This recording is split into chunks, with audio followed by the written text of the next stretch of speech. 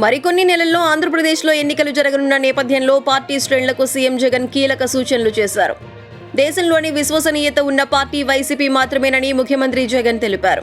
YCP party నేతలతో ఈ రోజు నిర్వహించిన మేము సిద్ధం బూత్ సిద్ధం వర్క్షాప్లో సీఎం పాల్గొన్నారు.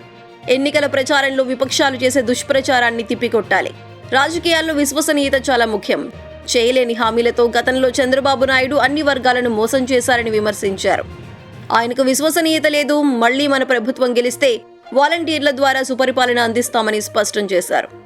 లేదంటే మళ్లీ జన్మభూమి కమిటీల అరాచకాలు మొదలవుతాయి అని పేర్కొన్నారు.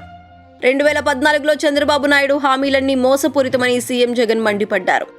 మనం 2 పేజీలతో మేనిఫెస్టో తీసుకొచ్చామని, చేయగలిగింది మనం చెప్పాలి కానీ చేయలేనిది చెప్పకూడదు అని సూచించారు. వైసీపీ ఎప్పటికీ అలాంటి సాధ్యం కాని హామీలు ఇవ్వదు అని తెలిపారు. మోసం ఎప్పుడూ నిలబడదు. మోసపూరిత హామీలిచ్చిన చంద్రబాబు పరిస్థితి 2019లో ఏంటి? క్యాడర్ కూడా ప్రజల్లోకి వెళ్లలేని స్థితికి దిగజారిందని అన్నారు.